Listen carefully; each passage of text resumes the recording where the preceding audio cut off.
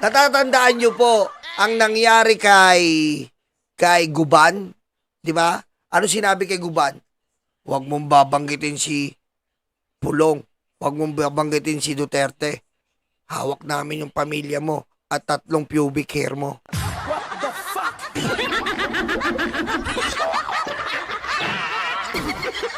Di ba? Ganun na ganun po ang nangyayari ngayon. Kaya pala etong si Marcoleta, pinipilit na witness protection program para kaagad maprotektahan ng Diskaya, para kaagad maprotektahan ng Duterte Black na hindi na magsalita ng magsalita.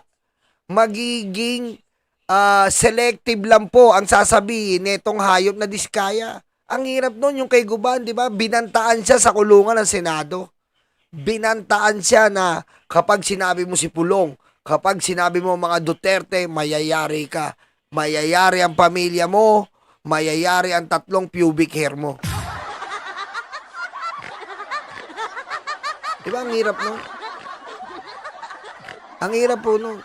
Kahit 3 pubic hair yan, naku, pag ang sakit. Let's start with the breaking news this afternoon. The contractors Curly and Sarah Diskaya deciding that they will no longer cooperate with the investigation, and at the press conference that ICI spokesperson Attorney Hosaka just conducted, sabi daw ng the couple said, the camp said that it's over the issue of them being declared state witnesses. Apparently, they took issue with an interview that... Ayan na po sabi ng mga Diskaya, hindi na po sila makipag-cooperate. Pwede ba naman kayo masunod? Tanga ba kayo? Oh.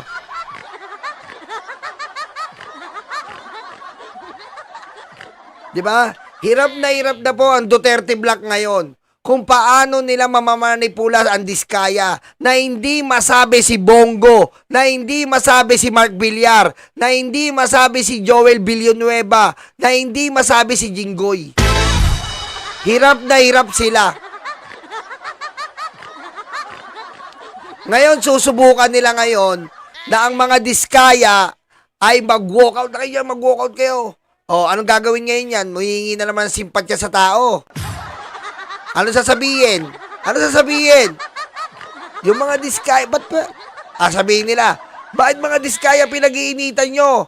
Bakit mga Diskaya pinag-iinitan nyo? Bakit hindi si Romualdez? Ayan na naman ang issue.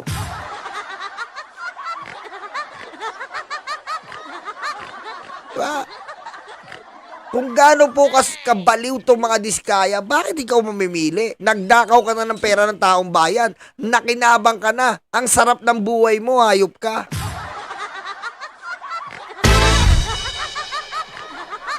Diba? Biro nyo po ang pamali. Nakita nyo naman si mga Diskaya. Pinagyayabang niya kay Corina. Yung bag niya. Pamalengke lang niya. Pamalengke. 100,000 bag.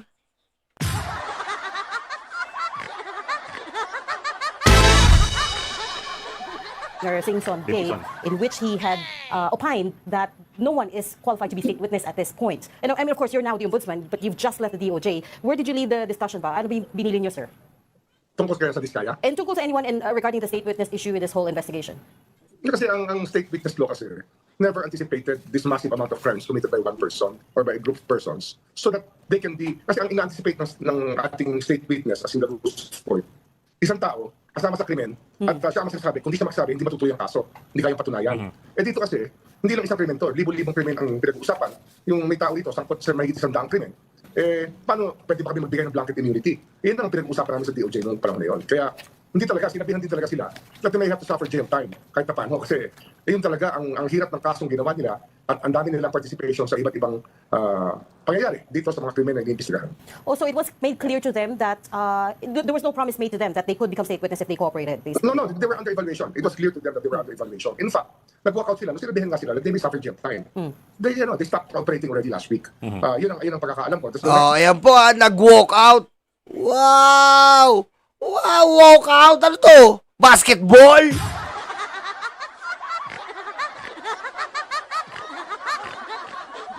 Ha? Ano to? Basketball? Ano to? Beauty pageant? Pwede ka mag-walk out? Di ba? Ayan ba yung gusto ni Marcoleta? Ayan ba yung gusto ng Duterte Black na protektahan? Selective memory?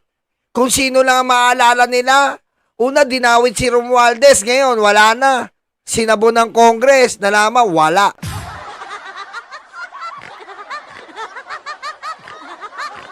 Oh. Ayaw, tama yon. Kasi nga, isa pang factor diyan, ayaw nilang isole ang kanilang mga ari-arian. Hindi po pwede yun. Bubulukin na kayo, hayop kayo, diskaya kayo.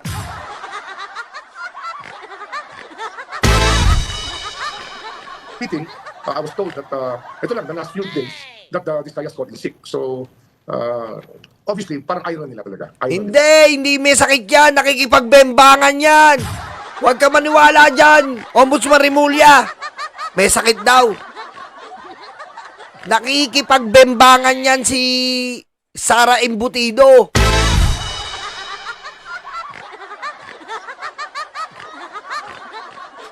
Oh. Nakikipagbembangan sa iba. Malokong babae. Pero so, given the Pero parameters, Secretary, di ba, yung sa ICI, we understand, finorward mo sa inyo yung mga binigay sa kanila nila Diskaya, di ba? And sinabi ng lawyer, it was a tell-all testimony. Nasa ombudsman na ba yun? Kasi kung nasa inyo na, ano pa Hindi ko kung sigurado, kailangan? pero parang wala pa. Hindi ko pa na-examine yung mga pinadala sa amin ng ICI. Kasi sa pagkakaalam ko, ang meron na kami, yung pinadala ni Vince Dizon, tsaka yung binigay ng DOJ. Yung sa ICI, I was just going to break ice there as ombudsman. Kasi nagaling ako doon nung a few days ago, maybe 10 days ago. Nagaling ako sa ICI to cooperate with them and to as DOJ secretary. And in fact, yung ibang staff na dumating sa kanila is through the help of the DOJ. And of course, we coursed it through the presidential management staff para... Ang gara kasi nito magnanakaw na umihingi ng kondisyon. Ang kondisyon nila, yung info nga na binibigay nila, selective na. Tapos, ang gusto nila, wala pa pong sinusoling ari-arian to. Naka-freeze lang po yung iba nilang mga sasakyan. Pero yung katulad ni Bryce Hernandez na willingly sinoli niya po ang kanyang mga sasakyan. Wala po tayong naririnig sa mga diskayang ganon dahil ayaw po nila. Hinihintay nila maging state witness para yung immunity ay makuha nila. At anong sabi ni Singson bilang isang judges, si Babe Singson, hindi po. Hindi ikaw ang least guilty. Hindi kayo nila Bryce Hernandez ang least guilty.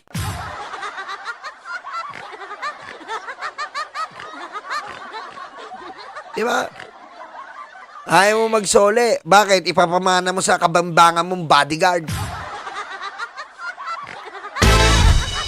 bigyan kasi ng isa pang lawyers na tutulong sa kanila. Pero sir, Saka given, yung sa DOJ, di ba? Dagdag lang yung we understand na ang isang sa mga conditions sa kanila, if they were planning to turn state witness, yung restitution. Did Oh, they yes, of ever course, of seriously consider it? Pumayag ba sila doon? Hindi kasi ako nakausap na nila. I will have to be briefed again. I will call on the DOJ officials who interview them. Kasi I only talked to them initially.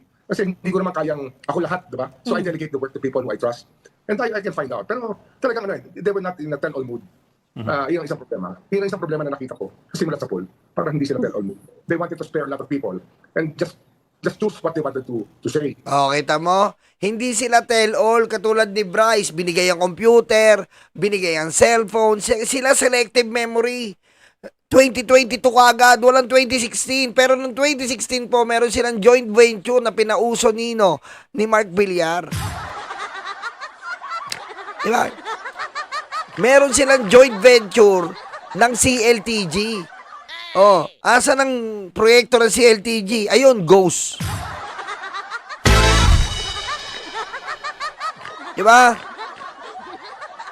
Kaya tigilan natin yung Ghost. Yung like natin, yung like, i-ghost nyo. Huwag kayong mag-like, ghost yun di ba? Huwag kayong mag-like. Ghost like. Diba? Yan ang gusto nyo Araw-araw na lang wala tayong like. Patayin mo si BBM. No joke.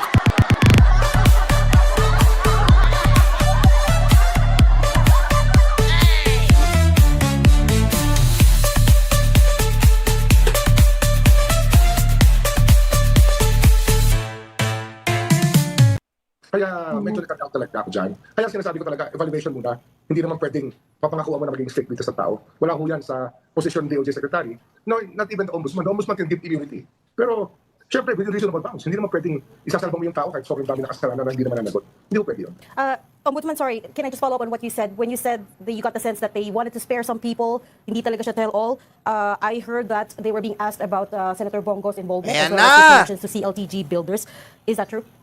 Yes, that is what part of the discussion that happened also. Kasi nga, when you look at their track record, they started becoming big in 2016, 17. Ayan na po, oh. Ayaw nilang sabihin, nung nagtatanong na yung ICI kay Bongo, ayaw nilang sabihin. Bakit? Natatakot kayo? Sinabihan na kayo ni Bongo? Sinabihan na ba kayo ng mga Duterte? Binantaan na ba kayo? Oh, ayan na po ha, narinig nyo ha. Simula po nang itapik na po si Bongo, aba, nag-iba na ng timpla ang mga Diskaya. Wag nyong sagipin si Bongo. Ha? Dahil si Bongo ang taong wala talagang malasakit.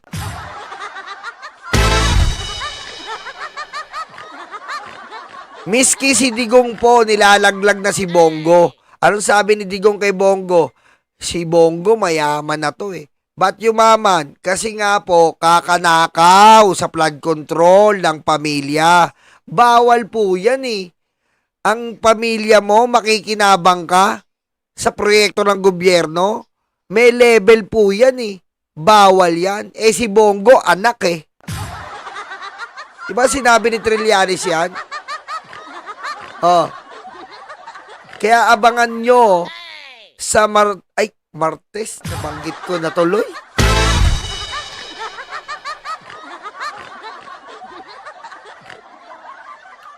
Sorry, Sentry, nabanggit ko.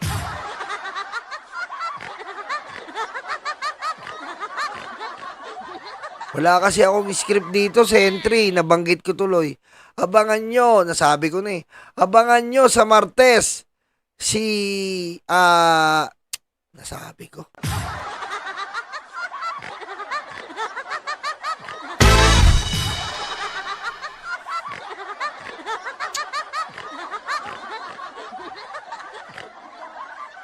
Abangan nyo sa Martes si Sentry sa Ombudsman. Magpa-file po siya ng kaso. Ito pong Martes. Wala, nasabi ko na eh.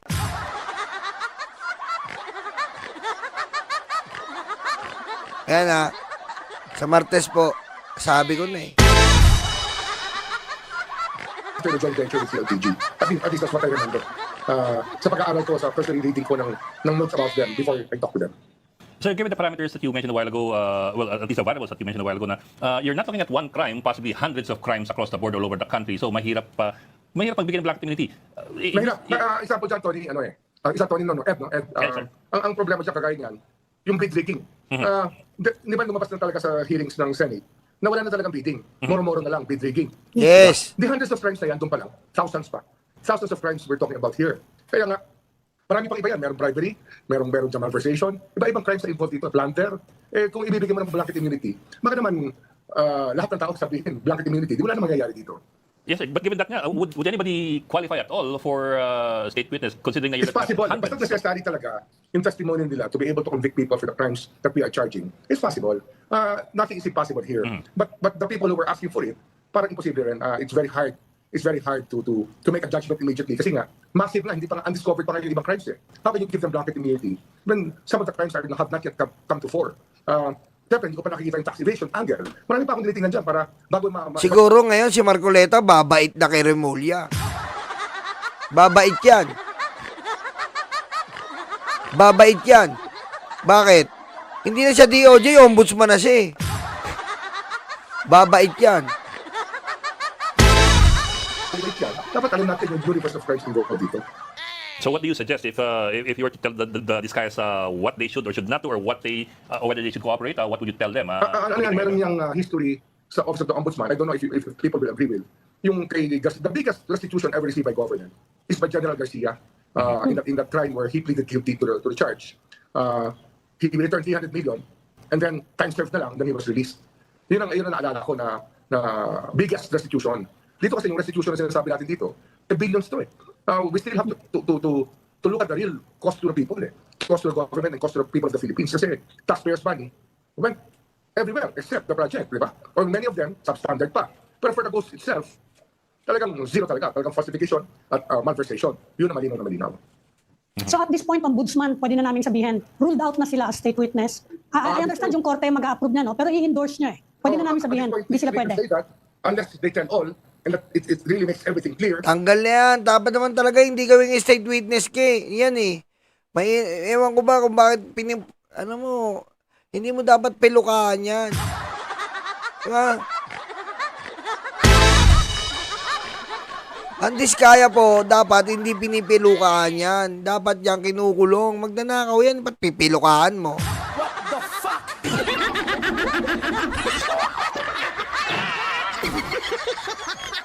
Pwede yan. Kaya lang, hindi nga tell all good eh. I think they're mahirap na magsalita. Pero iba sila kausap talaga. Iba silang kausap. What is your best sense, sir, of why they're, in your words, sparing some people? Is it out of fear? Is it out of political calculation? Ano yung element dito Maybe that's holding them back? out of political calculation. Wala pa silang nararamdaman fear. I don't see fear in their faces. Parang silang parang sinasabi nila, balang araw makakawalan din ako, kaya hindi ko kailangan sabihin lahat. Nag-hold back pa.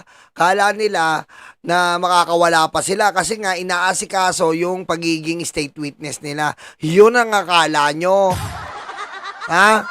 Yun ang akala nyo. Biro mo sa makakita. Bilyon-bilyon ang ninakaw. Wala kang ginawang ghost project. Umaasa ka pa na makakalaya ka. Basta parang no? Iba silang ibang kausap yan. You have to be very careful about everything you say. Kasi they have a history of taping every conversation and doing things that very hard to call good faith. That's interesting to hear kasi in the public hearings, they make it out like they were just victims of this whole syndicate, right? They make it out like, oh, we were just forced to pay the bribes kasi otherwise we wouldn't get any projects. Pero yung sinasabi niyo, sir, is parang medyo baliktad. They're a lot more calculating and cunning than we realize. Is that correct? Sobrang ano. Ika nga sa Tagalog, matinik tsaka madulas. At ayaw umamin. Talagang Matinik, madulas, ayaw umamin, ha?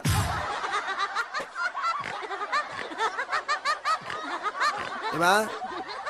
Ang kilala ko lang na matinik at madulas, si Dick. Pero kayo, malabo. Diba? Kasi si Dick, well-experienced yun. Marami nang napatunayan yun. Kaya nga sabi ko nga nakaraan, di ba? Marami nang pinasok na mga butas yun eh. Yun ang matinik. natin gagawin para malagyan ng balakid yung pagpasok mo sa katotohanan. Yun lang nakita namin. Kasi nga, may mga, as SOJ, tinanong ko sa kanila yung CLTG. Ang sinabi sa akin, never nila nakilala yung Christopher Lawrence Bongo na CLTG, si Christopher Lawrence Tesoro ko. Kasi initials of the comment of the person, of the senator, in the company that dealt with them. They never met him. Looking at their record, na puro selfie sila at puro picture sila with everybody they meet. Kapul, hindi niya daw nila kilala si Bongo. Hindi daw nila kilala si Bongo, pero may mga picture na pinakita daw po sa ICI. Putek. Ito pa. We will still pursue cases naman in court. The Discayas will be charged in accordance with our investigations. Cooperation kasi is good because it can lead to restitution. It can make things easier for the country. But if they want to give the country a hard time, so be it. Dun sa naging desisyon ng Discaya couple not to cooperate for now, what do you think of that? I mean, was that a good move? Ano na yan nangyari na yan sa amin nung isang linggo sa DOJ, nung nasa DOJ pa ako Nung sinabihan sila na huwag kayong aasa na hindi na kayo makukulong kasi sa dami ng krimen na pinag-uusapan dito, baka hindi nyo makuha yung blanket immunity na kinakailangan nyo. And right there and then, they stop talking. Sino ho ba ang kanilang, kasi sabi nyo, kailangan nila ilahad-lahat Sino ho ba ang kanilang, it seems na kanilang pinoprotektahan, and how far high does that go? I think they've been protecting Bongo. Go! Patay ka na ngayon, Bongo! Patay ka ngayon, Bongo! The joint venture that they had with CLTG, with the family of Bongo. That's one of the protection, one of the people that they've been protecting. To be blunt about it. Senator Bongo. You're looking into this as well, Ombudsman, yung kay Of Senator Bongo. course. Ano yan kasi nga yung mga prohibited interest. Bongo, mauubos ka ngayon bago ka dumating ng ICC. Ubus ka, may parmali ka pa. Ubus ka ngayon, Bongo. Oh, may parmali ka pa. Ewan ko lang kung makalusot ka pa ngayon. Conflict of interest. Isa yan sa special, special areas of concern in researching the culpabilities of people so we can have Naku, ang saklap nito. Ang saklap nito.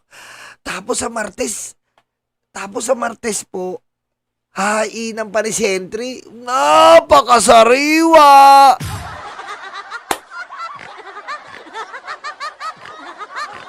Diba? Ang saklap, men. Tapos sa Martes, mag-hain pa si Sentry, men. Ang lupit. Aray ko.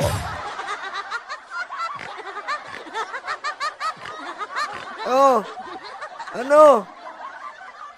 Meron pang Martes Sentry. Meron pang ICI. Meron pang ICC. Kinuha nyo lahat ang kasamaan. Hayop kayo. Pinakyaw nyo. Hindi man na kayo namagi. Hindi man na kayo nagtira. Pinakyaw nyo lahat ng kasamaan eh. Hayop kayo talaga eh.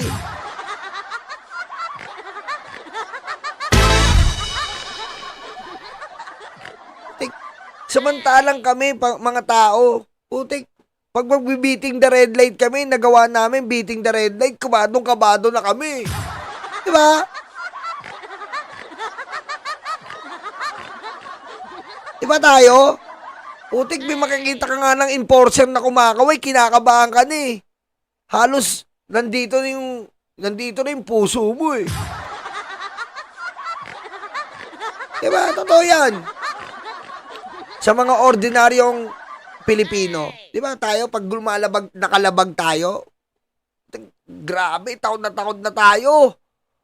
Putik, sabi ko, uy, red na pala, nagbitin na red light, tapos kumakaway yung enforcer. Halika dito, bata, kabado ka na. Sir, sorry. Sila, putik, bilyon na nanakaw, hindi kinakabahan.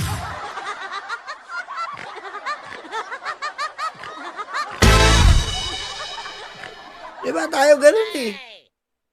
Natatakot kagad tayo.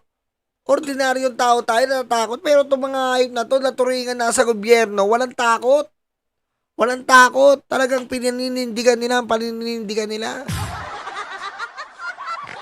Institution given to the country. Marami kasing nangyari dyan na may conflict of interest talaga, especially marami sa congressmen. They were even the contractors in their own districts. Kapatid nila, o kaya minsan sila mismo. But that's what you call low-hanging fruit, Pinky. Yan, ubusin mo yan. Ubusin mo yan, Ombudsman, Secretary tuloy. Ubusin mo sila, Ombudsman. Ang laki po ng tiwala ng taong bayan kay Ombudsman Remulla. Lahat po, ngayon sumasaludo kay Congressman Remulla sa kanyang ginagawa. O eto, anong sabi ni Bongo?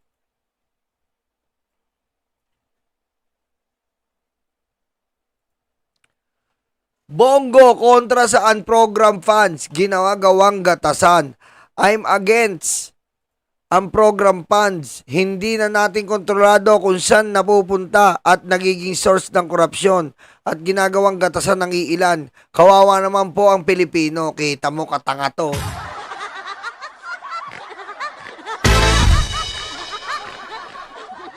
Ayaw mo nang ang program funds, pero meron kang kontraktor.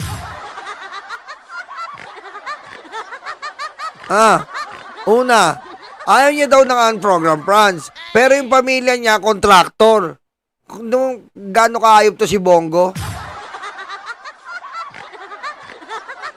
Pangalawa, ayaw niya ng unprogram funds. Pero yung kaminorya niya, June nagnakaw. Joel is Lord.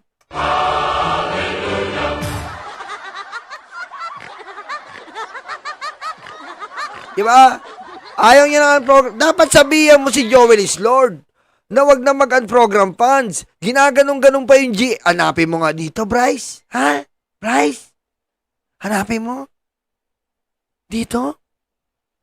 Kung merong kinuha, si Joel Villanueva.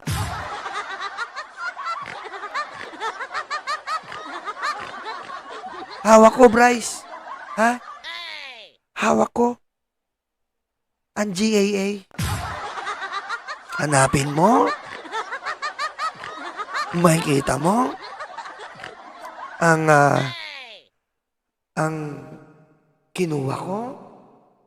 Kapag ba magpapalit tayo ng kalsada, papalitan na lahat. Hindi po, Mr. Chair.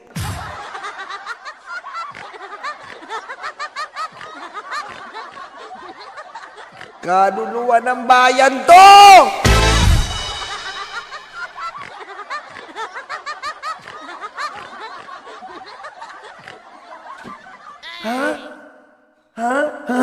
Ang gulo mo! Patayin mo si BBM. No joke.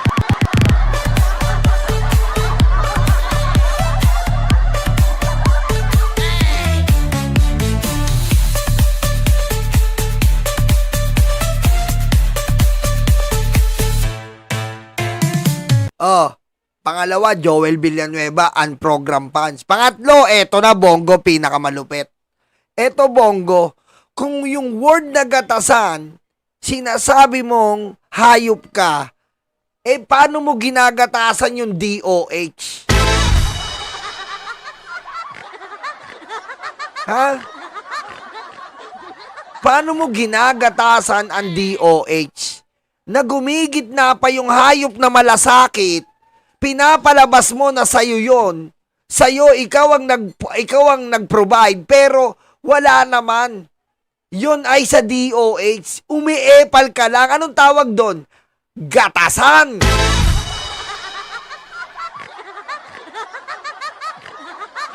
Di ba? Oh, kung gatas sa gatas lang, kung milking sa milking cow, ikaw yon, Bongo. Yung ginagawa mo sa malasakit, yung ginagawa mo sa DOH, kung saan gumigit na ka pang peste ka.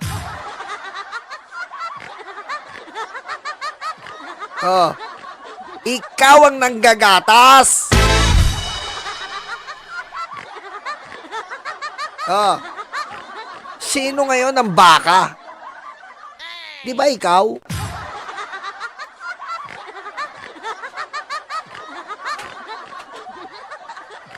Sino ngayon ang nanggagatas? Di ba ikaw? Oh, wala kang karapatang magsalita dahil yung itsura mo wala nang tiwala.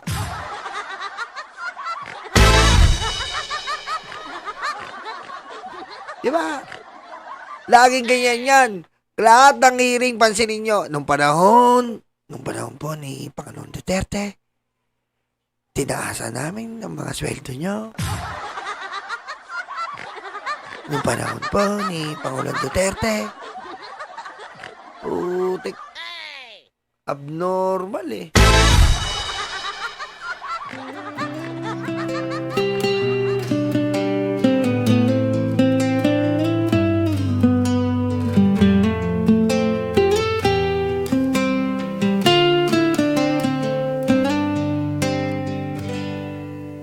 Sa bawat pangakong iniwan sa hangin, pag-asa'y ninakaw tulad ng bituin. Sa mesa ng dukha, gutom ang kapalit. Politikong hudas, mga mata'y nakapikit. Busog kayo sa buhay, lahat ay nakakain. Kaming mahihirap, problema ang nakahain. Bakit laging kami ang kailangan magdusa? Bakit laging kami, lagi ang kaawa-awa? Busog kayo sa buhay, lahat ay nakakain. Kaming mahihirap, problema ang nakahain. Bakit laging kami ang kailangan magdusa? Bakit laging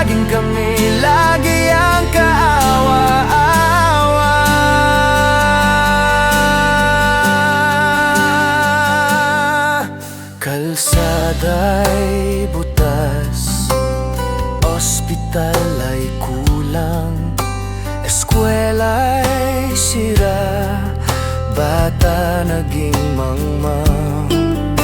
Dugot pawis binuhos upang kami kumita, habang sila'y nalulunod sa ginto't pera.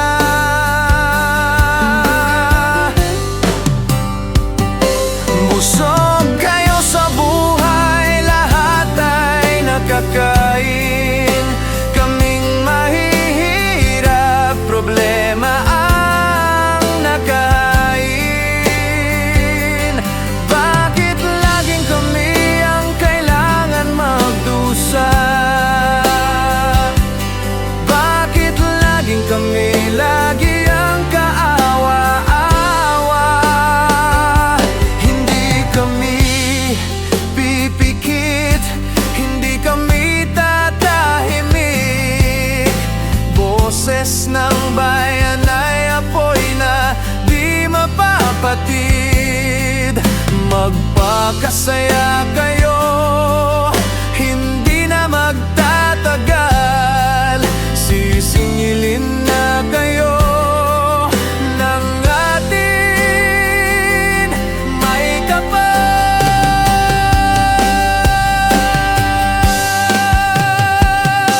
Busog kayo sa buhay, lahat ay nakakain. Kaming mahihirap, problema ang nakahain. Bakit laging kami ang kailangan magdusa? Bakit laging kami lagi ang kaawa-awa? Mahiya naman kayo, mahiya naman kayo sa mga nasa Kongreso at sa Senado. Sobrang ganid, sobrang mga abusado. Mahiya kayo, mahiya kayo. Busog kayo sa buhay, lahat ay nakakain. Kaming mahihirap, problema ang nakahain. Bakit laging kami ang kailangan magdusa? Bakit laging kami lagi ang kaawa-awa? Busog kayo sa buhay, lahat ay nakakain. Kaming mahihirap, problema ang nakahain. Bakit laging kami ang kailangan magdusa? Lagit laging kami lagi ang kaawa-awa.